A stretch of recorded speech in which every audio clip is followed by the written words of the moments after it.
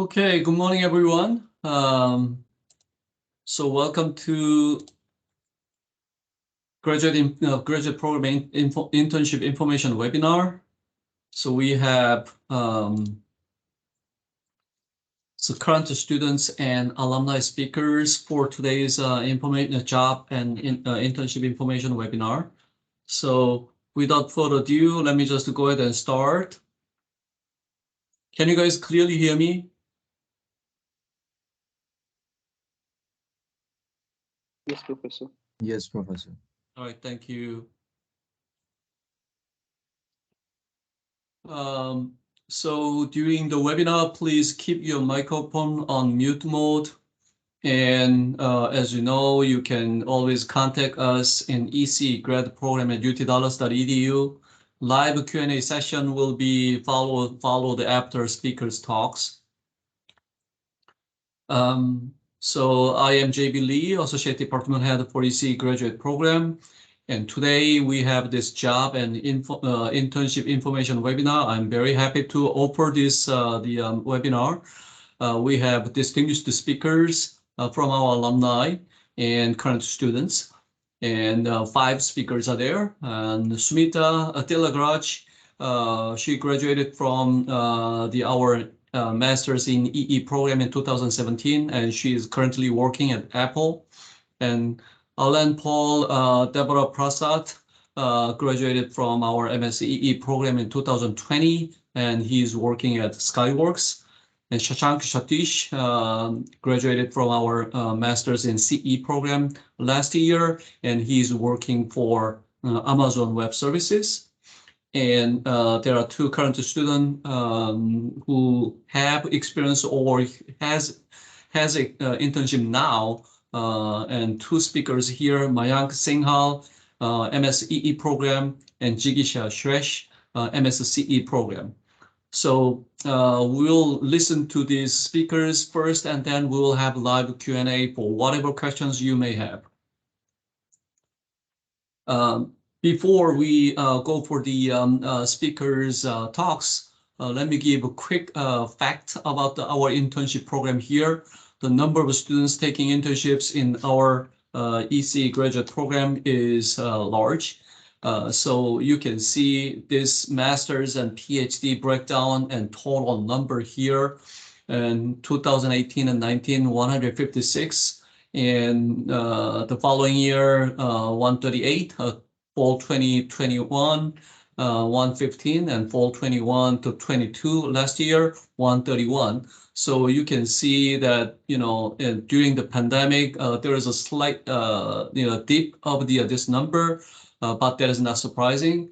And we already recovered to the pre-pandemic mode of this internship number. So no apparent differences in number of internships before and during the pandemic. In terms of the job after graduation, the highest, the company who hired the most of our graduate students is Intel Corporation. They hired 183 students for past 7 years. So more than the 25 people each year they hired from our program. And it is followed by Qualcomm and Apple, AMD, Qorvo, and Skyworks, and other companies, including Texas Instruments and Microchip and NVIDIA, Xilinx, and Cisco.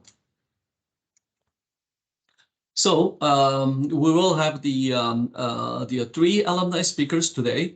I think we will go first with Alan Paul, then Shashank, then Sumita, because Sumita has a little bit of the trouble with joining this morning. So let's go for the Alan Paul's speech first. Alan, are you ready? Yes, Professor. Okay, so please speak up, and I will, go to your slide. Okay. Sure. Yeah. Thank you.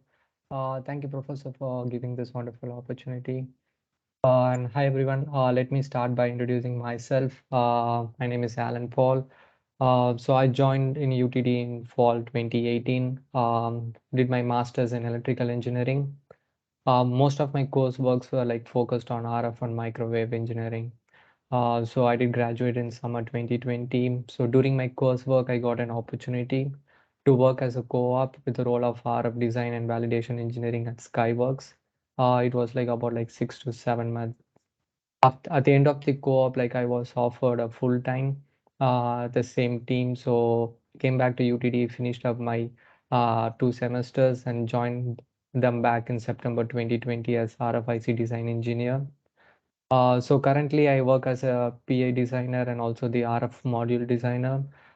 We focus on the 5 to 7 gig Wi-Fi FEMs. So that's what I'm currently working on. So moving on to like what Skyworks do, I think this is what like everyone will be eager to know like what Skyworks does and like in what way like we can um, play a role in Skyworks as a student and as a graduate from UTD. So the main vision of Skyworks would be like connecting everyone, everything all the time. So as the vision says, like, so we work on the mobile communications and also in the other RF and Wi-Fi modules where we design chips for them related to all the communication purpose. So starting from the power amplifiers to low noise amplifiers, switches and all other front-end modules, we design all those things and we greatly support like companies like Apple where we design for them and also like companies like Samsung and Broadcom where we work with them and provide them all the Wi-Fi FEMs and other switches to them. So this is what the Skyworks do. Um, Professor, can you go move to the next slide? Yeah, thank you. So let me share like few of my experience during my internship and also my path towards the full time. So for internship, I would say like everything starts from the resume preparation. So one thing that we wanted to know is like resume is not something that you want to start like after like second semester because as part of UTD, we know that like most of the immigration students like we are allowed to work as an intern or a co-op like at end of our second semester. So most likely like what mistake we do is like we start our resume very late by end of second semester and then we rush up things in writing the resume. But I would suggest to start from the day one of your first semester because like the coursework that you take and the projects that you do for your coursework. So just keep recording all those things in your resume so that it doesn't become a job to you.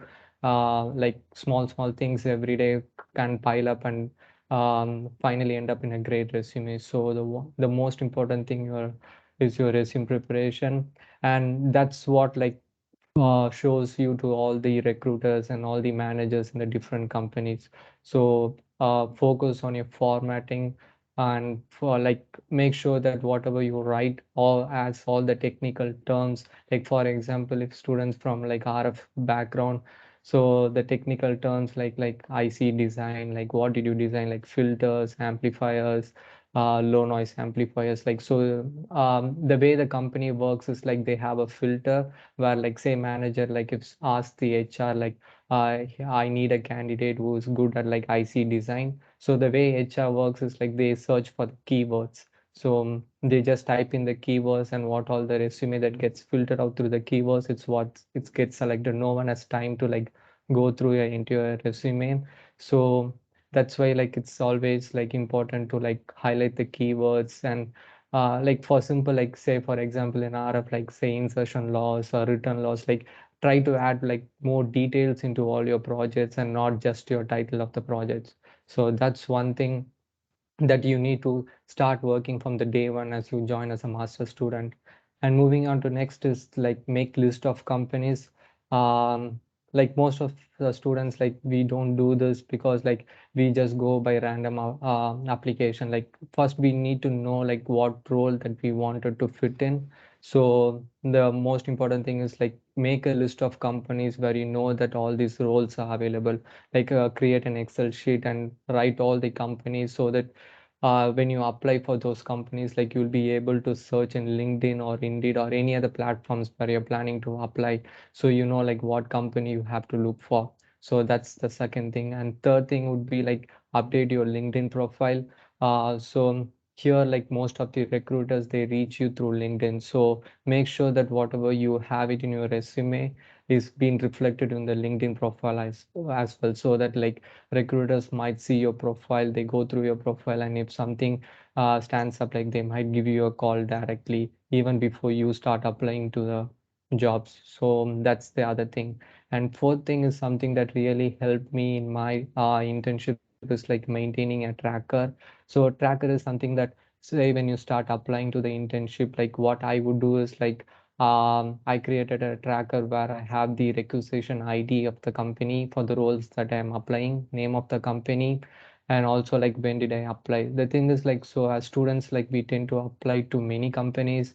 Like at the end of second semester, we would have applied like 50 to 70 companies. But when the recruiters reach back to you, like you won't be able to be in a position where you know that what position did I exactly apply for and what position is this called for. So it's always important that you maintain a tracker where you can go back and see like what role that you have applied for, and you can go back to the company website and you can look at the jobs and the responsibilities that you're looking for, and you can edit your resume based on that.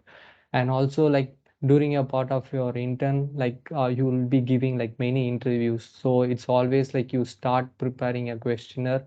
Like for example, if you're going for an interview with a company, you might not been selected for that company, but still like you know what all questions the recruiters or the managers they ask. So start preparing a questionnaires, like make a list of questions that were asked during your interview process. It will be helpful, like say if you have a group of like 5 friends and all 5 people will be attending interviews for a different role and different position. But like if you start maintaining a questionnaire, like you'll know like what companies expect and what questions that we need to answer.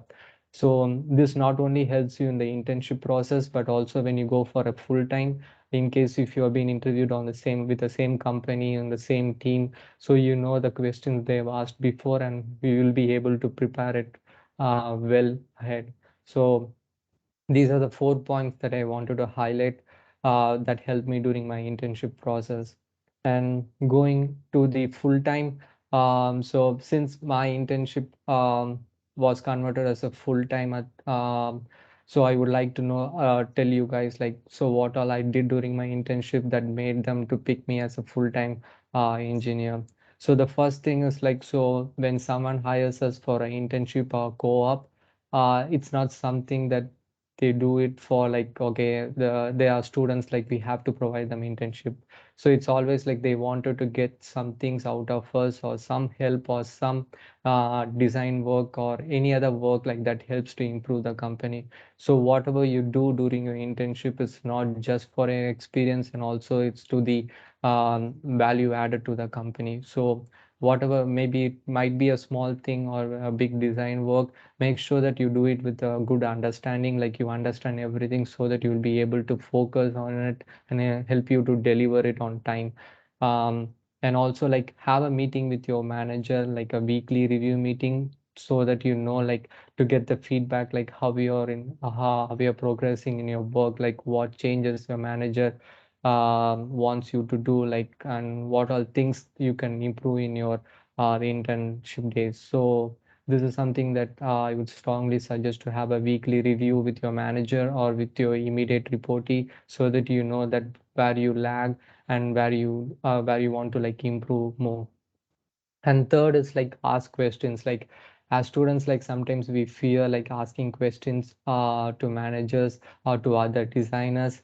We might be shy to ask questions, but the way the manager or your reportee knows that you have been like very much interested in this role will be like the way you ask questions. The more you ask questions, they will be like they'll be understanding that you are like more keen to like gain the knowledge. So asking question is like another thing that which is important that we need to do during our internship.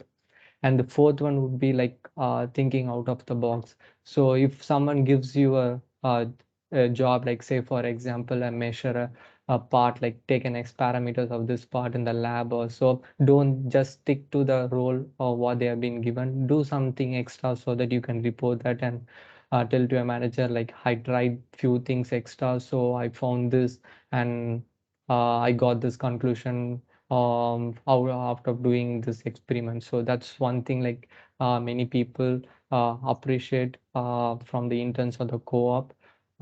So yeah, so these are the 4 things that might really help you in converting your internship to full time, because like companies like investing 6 to 7 months of the time in teaching you, in helping you to like gain knowledge and the understanding. So every company would like to keep their interns or co-op to work as a full time in future. So especially like Skyworks, in which I work, like most of our like full time fresh graduates are the ones who have done intern in Skyworks before. So they really focus on their interns and co-op, because like they train the interns and co-op so much.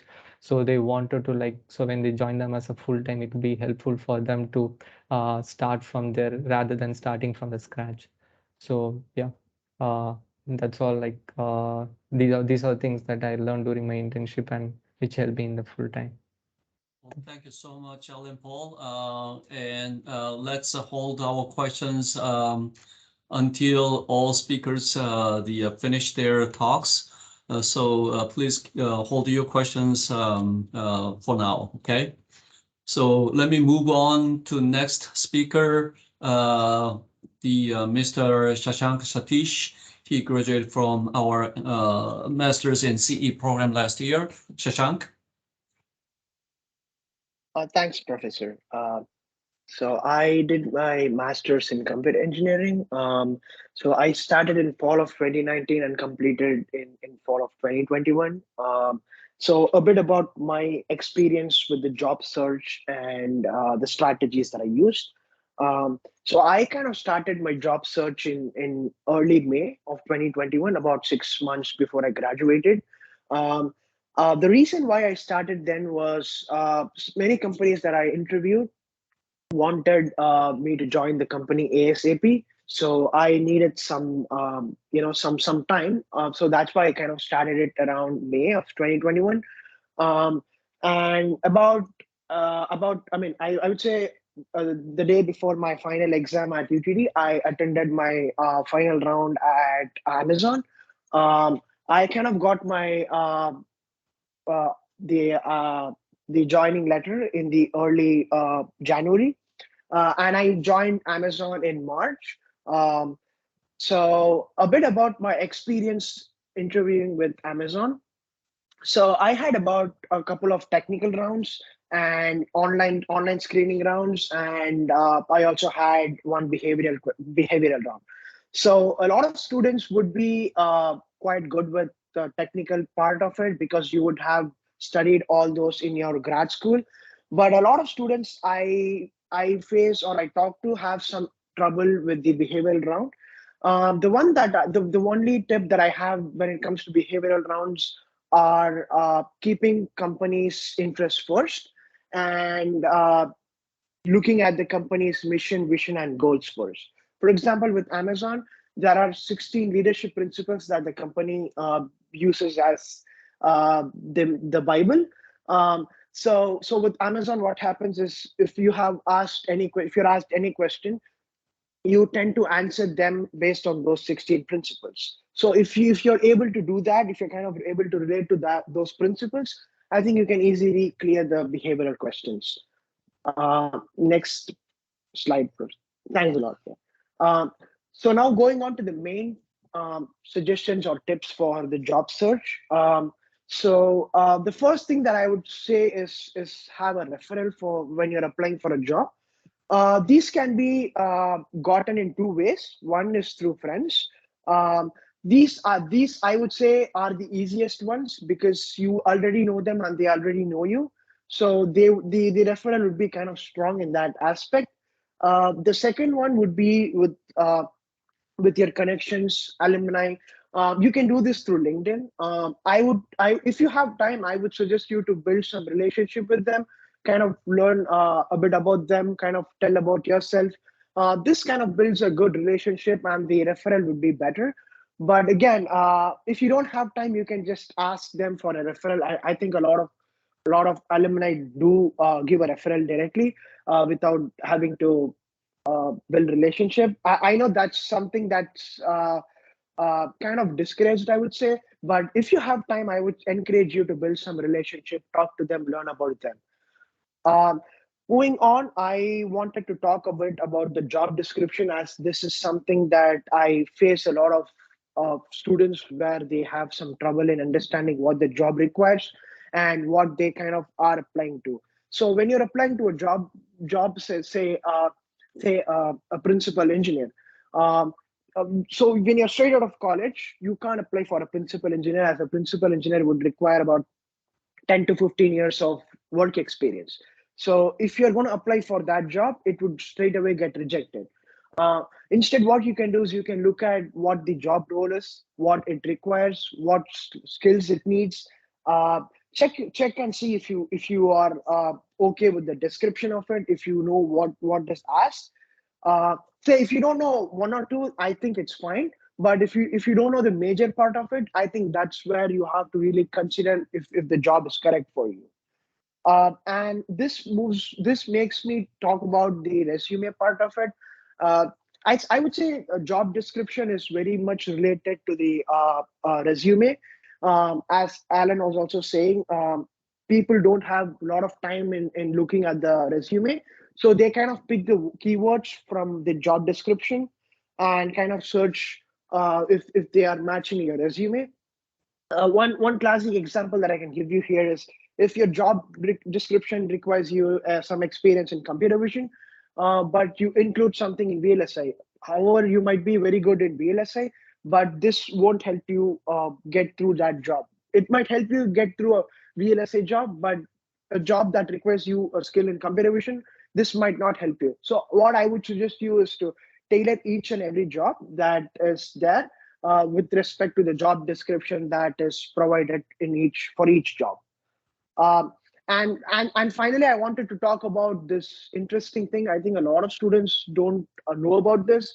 You have something called as campus role that many companies offer. Not all offer campus roles, but a lot of companies offer campus role. These kind of have a slight edge over the regular ones because they don't meticulously look into a lot of content on your resume.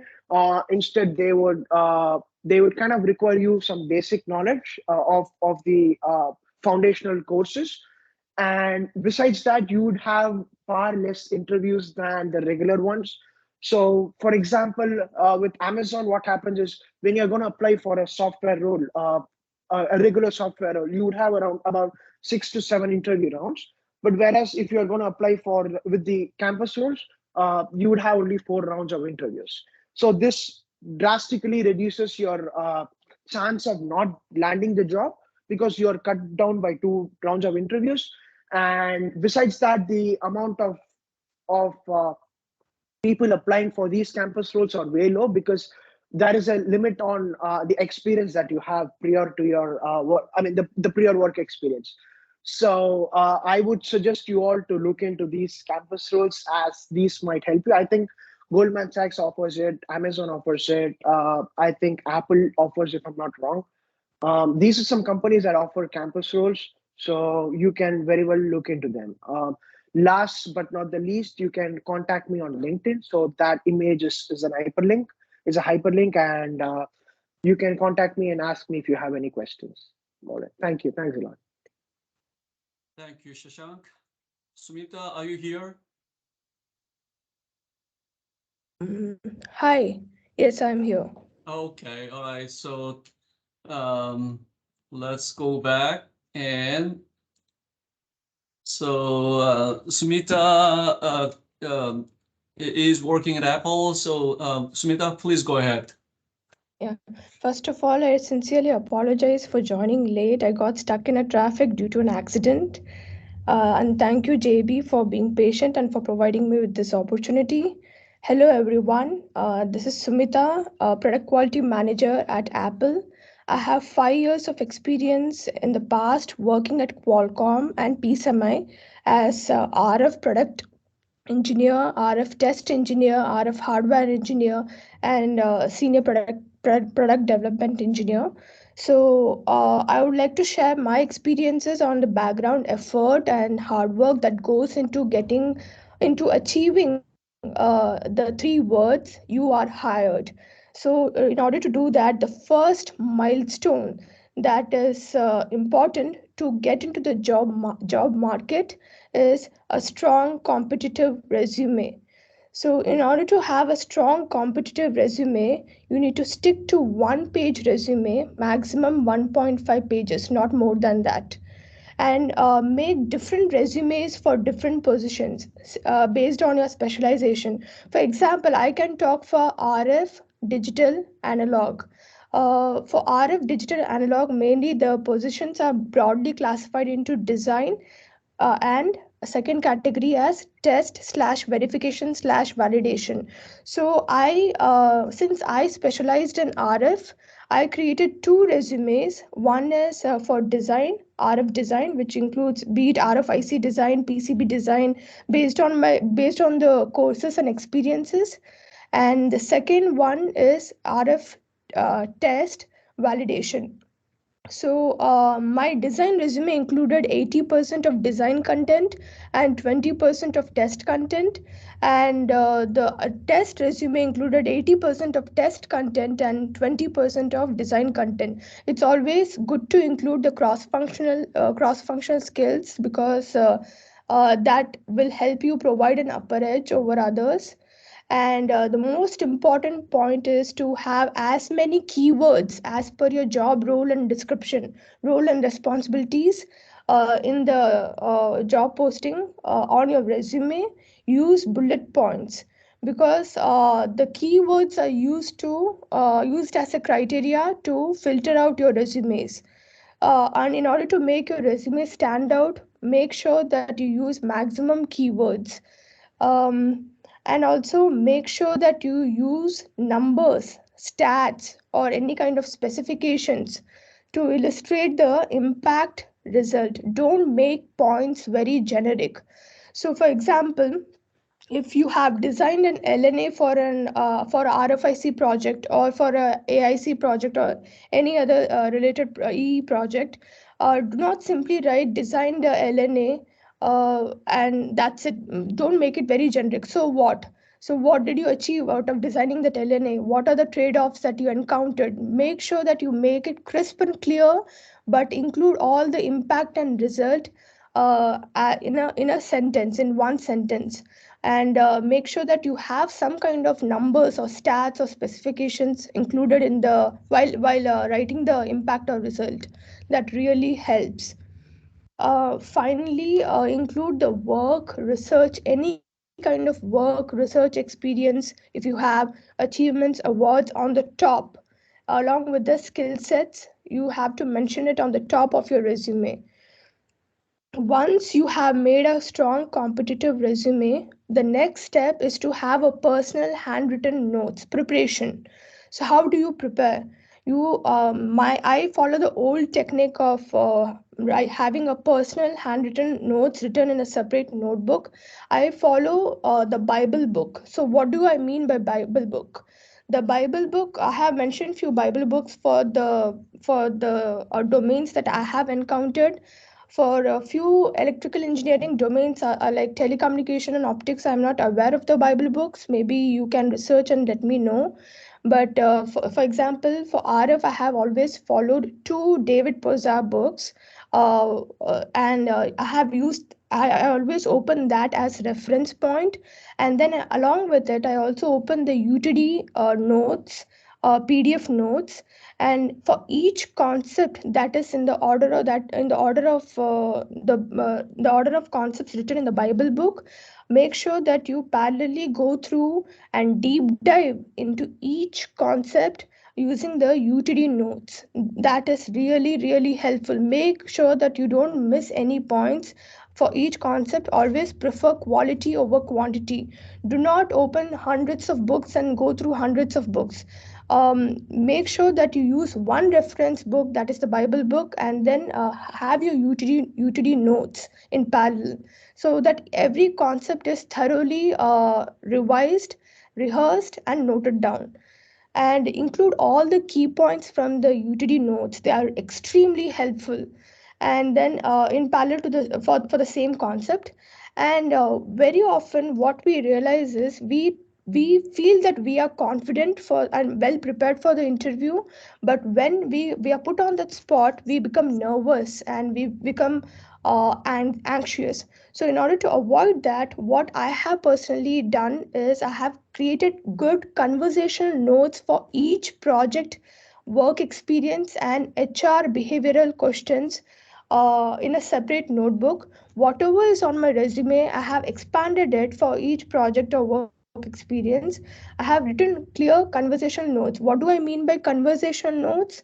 The way I would actually describe and project myself out or explain to the interviewer when asked about a particular project on my resume. So write it in the same way and then rehearse. So you need not by heart it, but be genuine. But write, if you write and rehearse, you'll be more confident. And then similarly for HR behavioral questions, this is something that most of us ignore. We think that being technically sound will fetch us the job, but that's not the case. You need to prepare the same conversational notes for HR behavioral questions.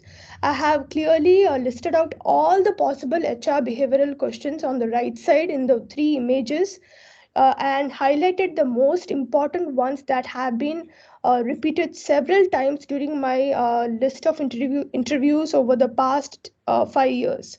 So, and the most important of all, do prepare answers for all the black ones, especially the one that is marked on the right side. But the most important one is tell me about yourself, and do you have any questions for me? How did you handle pressure? So these are the most important things that I have encountered in almost all the interviews and all the companies. So make sure you prepare yourself well and rehearse in front of a mirror or rehearse, so that tomorrow you don't end up blabbering or you don't end up being anxious. So once you're done with personal handwritten notes and a strong competitive resume, in order to bring out the best performance in front of the interviewer, you need confidence. How do I build confidence? You can build confidence by listening to motivational or career oriented talks, debates on TEDx, podcasts, and any YouTube videos, or any, you can follow any celebrity speeches if you want. That really helps. Trust me, that really helps. And most important of all, they are all free, so you can no one talks about this, but then this is truly important to build confidence. Once you start listening to them, you subconsciously mimic them, and you find yourself more confident. And you can also download blind app and read through the conversation, discussions, debates. It's all anonymous. You can even participate in it. This way you will you'll keep yourself updated with the latest trend across all companies. So it truly helps. And this is my portion for of practicing to build confidence. And once that is done, the next step is LinkedIn and emails. Have an all-star LinkedIn profile. Have a short, crisp job description. Description for each project work experience on LinkedIn, and then set up job alerts based on your job keywords designations, as shown on the right. I have shown a sample of job alert. It's extremely helpful because that's how I went into the market of job search. I used to have a job alert section with the name RF, and it used to with the notification on. I used to turn on the email notification as well. So whenever a new job is posted on LinkedIn related to any RF, be it RF test, design, anything, it just pops up. And I will be one of the first few applicants to apply immediately, be it at night 12 o'clock or at morning 6 a.m. So it is really helpful. And do not apply to all positions. For example, most of us are so desperate to get a job that if you are specializing in RF, and if you had taken one analog course, you think that you will be able to interview for that particular analog position as well. No, that's not the case. You need to specialize only. You can specialize only in one field in a given time frame. So apply only to relevant positions, but to all companies. Do not separate it as startup, mid-sized, or MNCs, or anything like that. Apply to all companies, because every company, every job position will give you some kind of experience, but apply only to relevant positions. For example, I chose RF. I specialized in RF, so I am going to apply only to RF related positions that interests me. So make sure that you apply only to relevant positions. Fourth point is have a personalized, crisp and clear draft while contacting hiring manager or recruiter. Do not be generic, and do not send hi, hello, how are you messages. It really destroys your first impression. Have a personalized message. What do I mean by personalized message? Go through their LinkedIn profile, know their background, and then try to communicate how it matches with your background and how you can help contribute to that particular job role or position. So that really helps.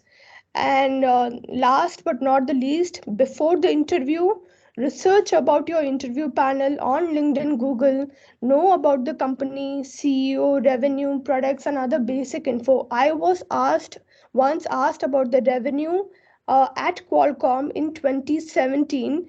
In 2017, during one of my last interview stages, and I that is something due to so much of learning and so much of gathering knowledge, and out of nervousness I just told that it might be 3 billion. But then still the interviewer was happy that I didn't take it to millions, because other folks had taken it to millions. So that's the difference that they would see. The Whereas the actual stats was 23 billion, and I kept it in billion, so he was happy. But also there is a huge difference between 3 billion and 23 billion. So make sure that you know about the basic information, and you're at least close to what is the close to the actual status. And during the interview, one of the strongest strengths is taking your academic lab prototypes, modules, or PCB designs, anything. So when I had taken RF lab course. So I took the RF lab PCB designs. At least take one bad design as well. For example, my Wilkinson power divider design was extremely bad, and I know the reason why it is bad. I am prepared for the answer. I'm prepared for the questions and the answers. So I made sure that I took two good designs and one bad design, and that really helps drive the interview. So in that particular direction. So do take if you have any prototype. For similarly for other domains, you might be having some similar labs. Do take lab courses, and if you have any prototypes or modules, take it to the interview, on-site interview. Put a genuine effort to solve questions. Do not bluntly say I don't know. Recite your approach to the interviewer. It really helps in making a conversation with them, even if you don't know the answer. And do ask answers to unsolvable questions, because if not today, tomorrow the same question might repeat in some other company's interview. So do ask answers or seek answers, discuss with your friends. So that really helps. And most of all, be confident. No one knows everything. Even the interviewer sitting there doesn't know everything. So it will be really helpful. I have given you some websites for the salary discussion on the right side. That is levels.fy, Glassdoor, LinkedIn Insights, and Payscale. It's extremely helpful. And a few other links for vlsiexpert.com, and then the other two links are related to RF, that is NI test related links. And this is it. And one more thing that I would like to add in the personal notes section is that besides the regular revision, if you find time, go through your respective domain white papers. For example, for RF, I had used NI, National Instruments white papers, which clearly elaborates how testing is done. And for analog, you can use TI, Texas Instruments. For digital, analog, or mixed signal, you can use analog devices, and then Maxim Integrated. There are several white papers, manuals available on internet for each concept or for any kind of domain-specific purpose. Do go through them. It's extremely helpful in cracking your interviews. Thank you very much. Feel free to ask any questions at the end of the presentation. Thank you so much, Sumita. It is very, very good, comprehensive presentation. Thank you, JB. So move on for our current student speakers. We have Mayank and Jigisha. So Mayank goes first. Mayank? Hi, Professor. Hello, everyone. Good morning, first of all, and I would like to thank Professor Lee for having me. I hope my experience, because it's been recent experience, I'm a current student, helps you guys. And I would also like to thank all of alumni speakers. I learned a lot, as my job search is still pending, so it would help me a lot, and I'll definitely connect to all of you. And so a little bit about me. I graduated from my bachelor's in electronics and communication engineering from SRM University in 2020. And towards the end of my bachelor's, I was planning on getting a master's from United States, and I shortlisted universities just like most of you guys, all of you guys did. So I got admitted into UTD in 2020, and due to COVID-19 situation, I deferred my admission to 2021. Finally, joined UTD in person for Masters in Electrical Engineering with concentration in Computing Systems in fall 21. Undertook following courses, as most of you guys will be in some of these courses right now. So feel free to reach out to me if you have doubts regarding any of the courses. And while I am at the university, I would love to help you guys. So after taking these courses and doing the projects that are involved in these courses, I can highly vouch that I got a lot of exposure to industry level tools and technologies, and that really fills the gap between what you have, what you do in bachelor's, and what is required in industry. And moving forward, I would like to share my internship hunt experience. When I first came to US, I devoted first few months to adjust and adapt to the new routine, the new setting, as most of you guys must be doing right now. I know it's really hard when you come from your bachelor's and directly to master's.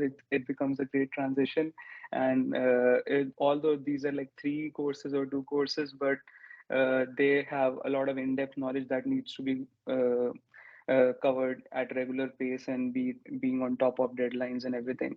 So I would suggest you guys can have some time to adjust and adapt.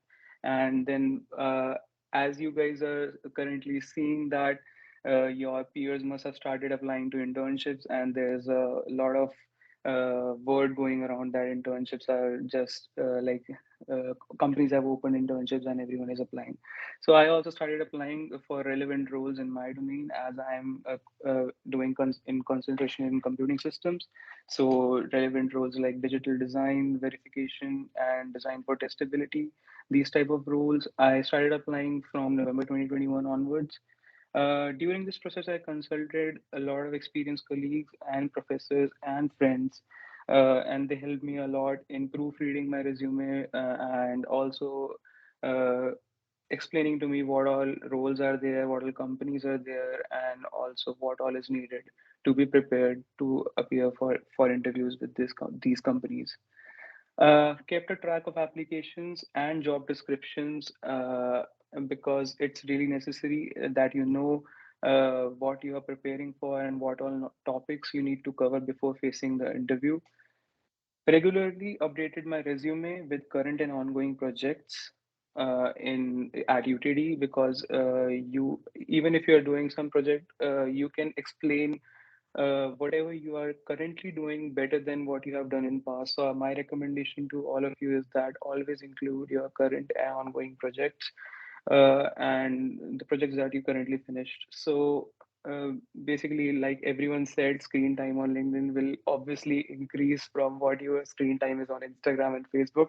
After you come here for masters, if you need an internship, you have to be on a lookout constantly. So I would recommend the same, that your screen time on LinkedIn should increase, and you also and also LinkedIn, like you get to learn a lot about companies if you don't learn and don't know otherwise. So I would say, like, be on LinkedIn, keep on checking it. There's a lot of news nowadays, and also good motivational speeches to build confidence. So be on LinkedIn and try to do this transition from Instagram and Facebook towards LinkedIn. Like most of you guys use YouTube and Google, I also use YouTube and Google to prepare for most of my to revise for old topics and to prepare for the new topics that were listed in the job description. During my internship hunt, I faced like more than 5 interviews, and also failed more than 3 interviews, and got to know what all areas that needed improvement. Obviously, the first interview was like a highly, I lacked in confidence and was not able to put out what I like explicitly into words, everything that I need to convey, and that those all things were what I learned from those failures. And finally, I aced 2 interviews and went ahead to work with design verification team at Under for summer 2022. And my experience at Under, so that you guys know that how industry teaches you, what all it teaches you, and what all opportunity it provides. And I would like to start by saying that I got this interview by commenting on a LinkedIn post by a hiring manager of the design verification team at Under. And so this shows that how being on a lookout on LinkedIn really helps, and how if you're just updating, stay updated with your feed, probably you would end up with a job from there. So start being active there. And then further, my roles and responsibilities during my internship was like, uh, i I had a I had 3 projects going on in parallel, and it was a lot of work, and I got a lot of experience in multiple different domains. So I was doing as I told you, I was doing a master's in electrical engineering. So I was not that much involved in Python scripting, but I always wanted to learn it. So they gave me a playground to develop from scratch a flow infrastructure tool, and I wrote the Python scripts from scratch for that. And then later, I learned how to debug RTL design code using simulation waveforms and schematic browser. These are some of the things in electrical who all have electricals can relate to, and how important it is, because to use the industry level tools to do these things. And further, in verification, there is universal verification methodology, and various verification IPs that are provided by companies like Cadence, and I got exposure to that. So I got a lot of hands-on experience with shell environment, and my recommendation to everyone is that in MSEE or CEE, that you should get started with getting used to shell environment, as most of these companies will use Linux and the environment that it has. So be comfortable with Vim editor, learn bash scripting, also learn a lot about version control, and got exposure to industry tools like Cadence Xcelium, that is used for verification, and class of SOS, that is used for design database management. So I would like to end with few tips that I think I have from my experience. I would recommend you to take full advantage of university resources and coursework, because UTD provides almost everything for your from your mock interviews, and the coursework has, and the projects designed in the coursework has a lot of things that cover gaps. So second, be thorough with everything you mention on your resume. You should know everything that you may mention on your resume concisely, and should be able to deliver it in a way that it is supposed to. And update it regularly. Apply consistently, and keep a lookout for posts from recruiter on LinkedIn. Keep a track of your application and job descriptions, and prepare accordingly. Uh, do not hesitate to ask for guidance whenever you want to or feel a need. Remember to take notes about each interview experience, as you will learn from it, and you will perform better next time. All the best for your interview. Thanks. Thank you so much, Mayank. Let's go to our the next speaker. Jigisha, are you here? Hi, Professor. I'm here. All right. So can you please go ahead? Yeah, sure. Hi, everyone. Oh, can you Thank speak up a Professor. little bit? Yeah, can you hear me? Yes. Yeah. Thank you, Professor, first of all, for the opportunity. And hi, everyone. I'm Jigisha. I'm an second year graduate student studying Masters in Computer Engineering. And I'm currently working as a product development intern at AMD. And I'll firstly start with my application process, how I applied and all that. So I did put direct applications, and I was also parallelly reaching out to a lot of recruiters in LinkedIn. So one of the recruiters mailed me back, and that's how I got into the process.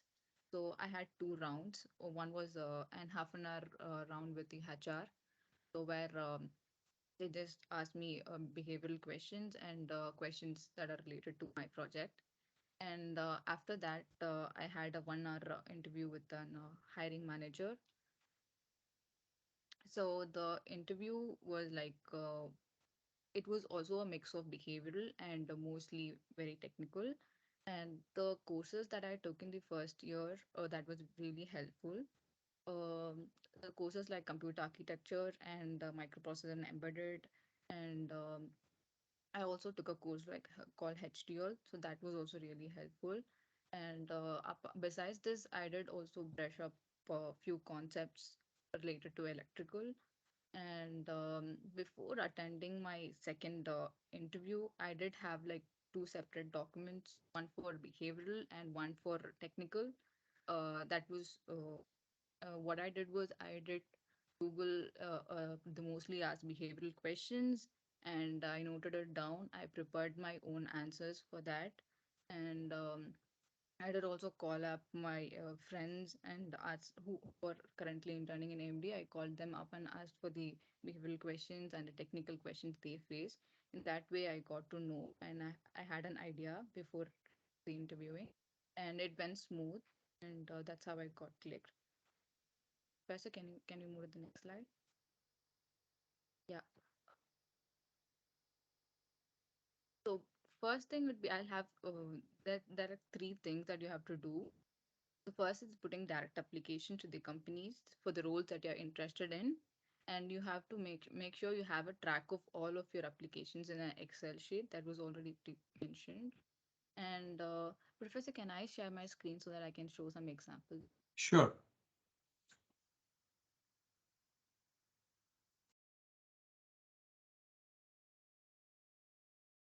You can go ahead and share. Yeah. Can you see it?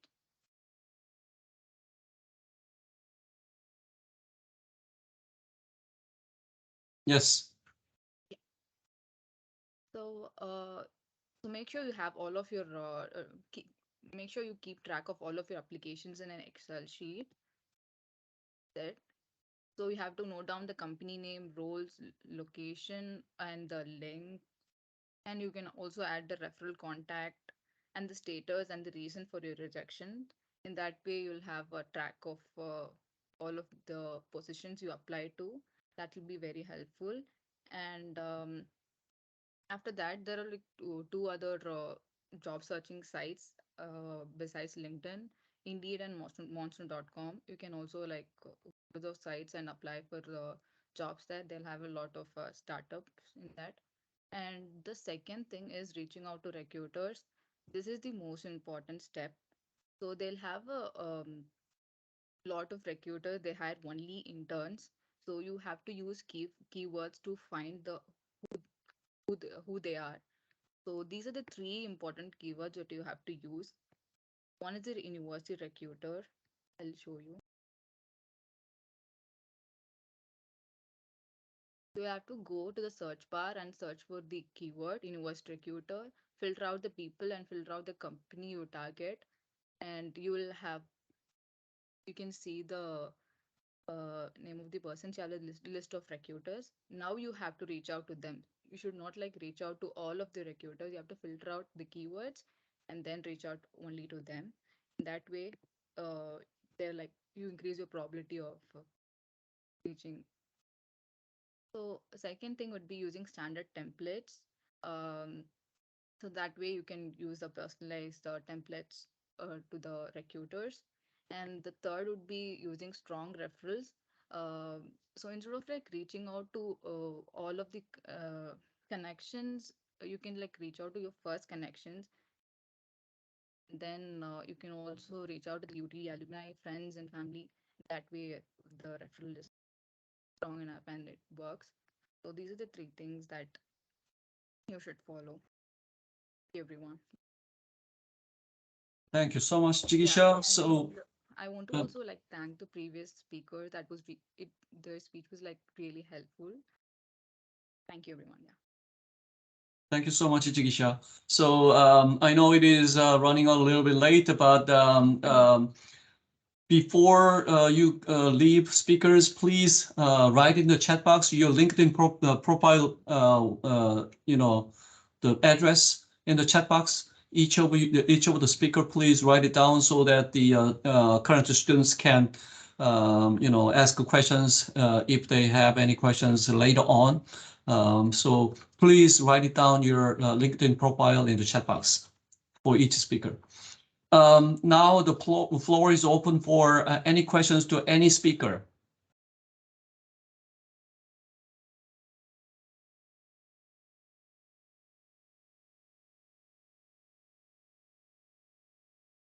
Do any of you have any questions?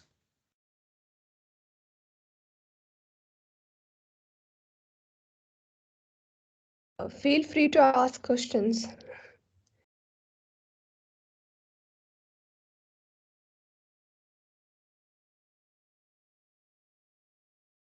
You guys are so quiet.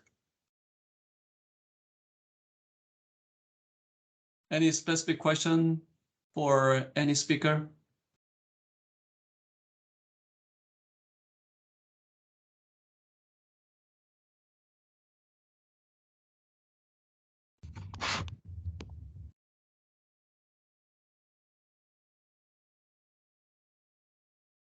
Um, so let's see.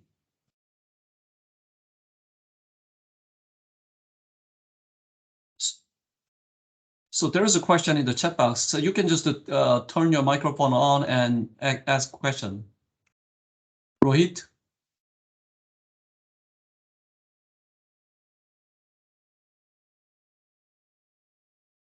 So the question here is Handshake good for internship search? Can anybody answer?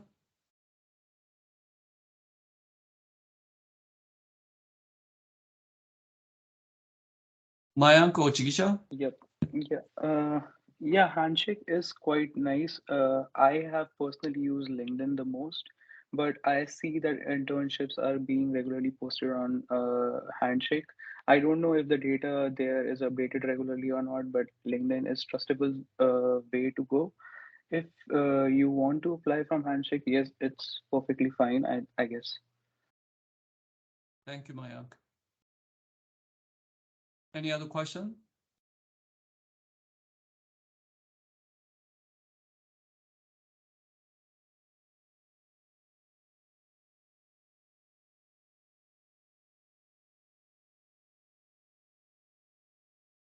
You can turn your microphone on and ask a question. So let me read this question. With the current market conditions, do you have any additional tips for job search in recession-bound market? That's a good question.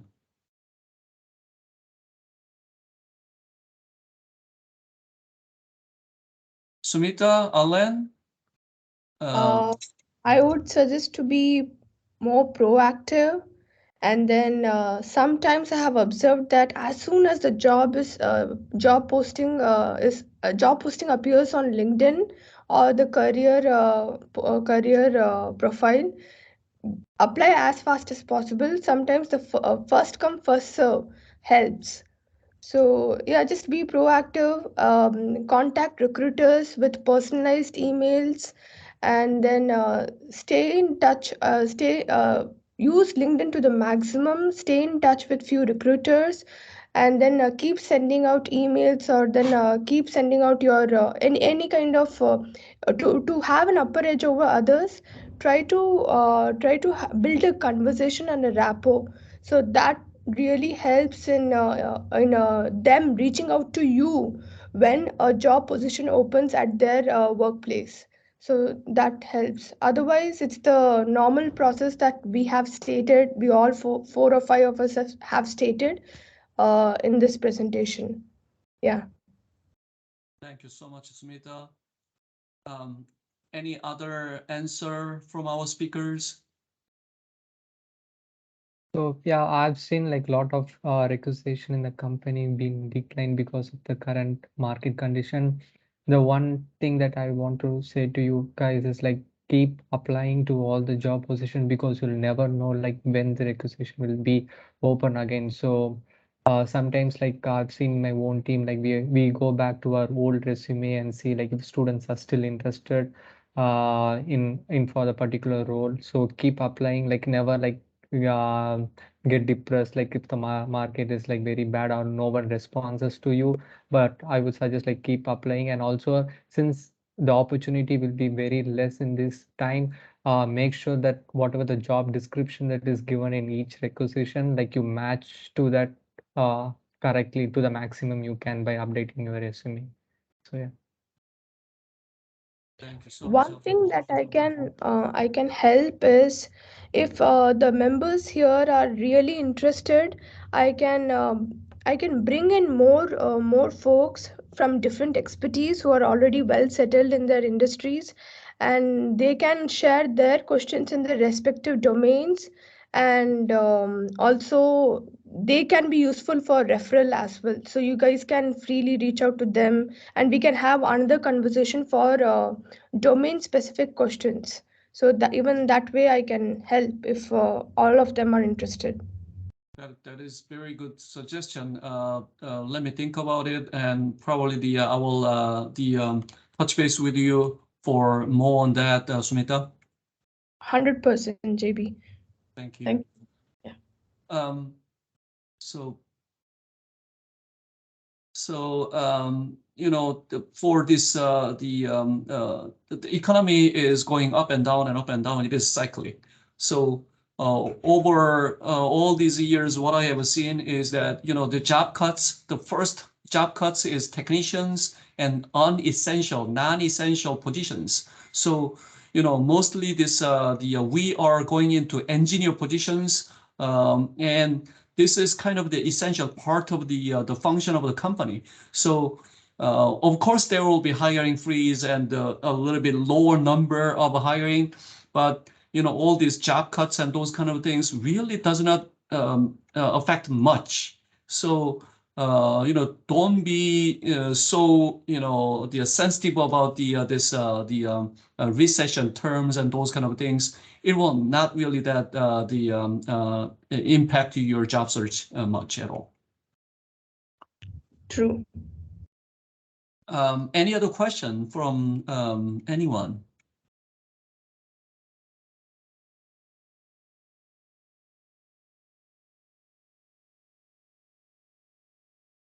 So Sumita, can you please share your LinkedIn?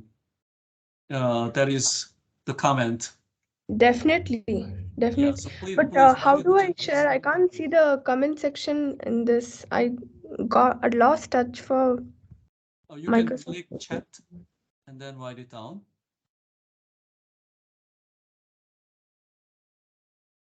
Let me share my screen and show you.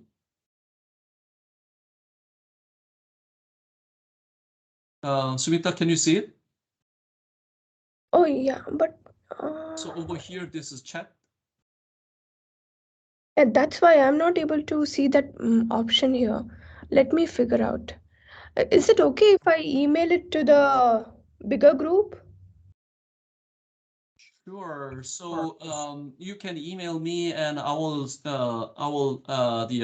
keep your LinkedIn profile, and you know, whoever asks, and I will send your LinkedIn profile. Gayatri, please email me and I will forward Sumita's LinkedIn profile. Okay. Sure, that works. I cannot see the chat box or the top bar, all the tabs. Okay. Any other question from anyone else?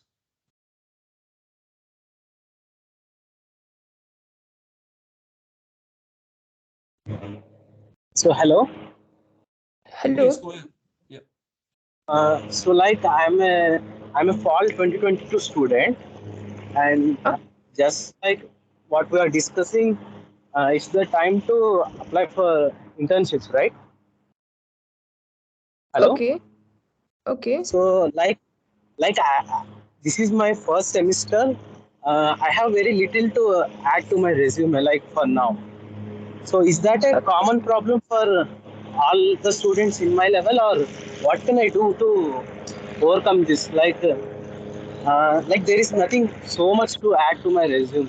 So what can I do?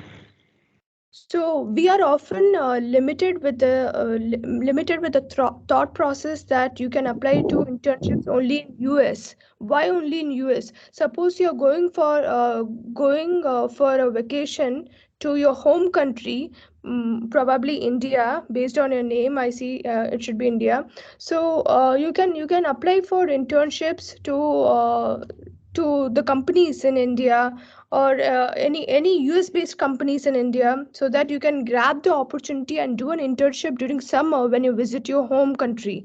So that way, some kind of work experience fills up your profile, and then if it is related to your domain, your field, be it digital, RF, optics, telecommunications, or anything, then that will be much more useful. So do not restrict yourself to apply to internships only within US. Spread it out, because at the end of the day, it's an internship. You can get it anywhere. When it comes to full time, yes, obviously you have to apply it within US. Uh, yeah, that was okay. And like, what can I add to the contents of my resume? Like even if I want to update my resume, there's nothing much to add since I am a fall 2022 now. So is So that okay? Like, when what can I I do? joined, take online courses or take small projects, online projects. So even that helps. So based on your domain, there are different websites. You can go to those websites and take online courses or part-time courses, and which helps you make more projects, and then which is practical oriented, and then that helps to fill up your resume for that purpose. Yeah. Yeah, and one more thing, how much time can I expect to hear from them back? Like if I apply for an internship now, what's the minimum? When will I hear back? Like, is there any gap, like 2 months or 1 month? Is there some time period, or it's immediate? It completely depends on the position and the company. So you cannot, there is no definite rule that this will happen at this stage. It is a process, it is a journey. You will face obstacles. It's not going to be easy, let me tell you, but it's not impossible. We all have achieved it, so can you. So all you need to do is be persistent, keep applying. You never know, as one of the speakers said, you never know when things will turn out positively. So keep applying. There is no definite period. So, like, why I'm asking this is, I am expecting an internship for summer, right? So it will be around May. So I am guessing they will start replying in the time of March or something. I am just anticipating that. So is that true, or that can be different for different companies, like you just said? No, am I right? Hello. Maybe internship students can answer your question. Okay. Like I was. Can you mute your Sure, microphone? sure. Sure. I would like to take like at this question. Based on what you just said, I can actually quite relate to that. Like, I had very little to share on my resume at first when I came here, but as we all said that you must have done some bachelor projects and would have taken some online courses, and if not, then I would highly recommend you to take some online courses on like basic skills, like if like coding, like Python, C, or like whatever your domain specific courses could be, to fill up your resume. And of course there is a career center guideline to how to build resume, even if you have like less content to share. UTD has a PDF document on their career center site, which really helped me to build a resume when I had blank spaces to fill. So I completely understand what you're going through. I was going through the same thing, and and based on the second question, where you said that when do I expect them to reply? Uh, so I have had my peers getting internship in like within first 3 months. So there's actually no definite time period, and I got it like later, near April, where the spring semester was ending. So it could be any time. I would highly recommend you to apply proactively. Do not stop applying. Do not dishearten yourself if you are getting like continuous reject mails. That would happen. That's really normal. Just make sure to regularly update your resume, side by side prepare and update it, as you will be doing a lot of projects in your coursework, and those projects are industry level, and they can be explained very well and be well received at the interviewer's end. So just be on top of things and regularly update your resume and regularly apply. Thank you, Mayank. Alan, you mentioned that you can prepare your resume from day one. Maybe you can answer the Rohit's question. Sure. Rohit, like you, like even I joined UTD in fall.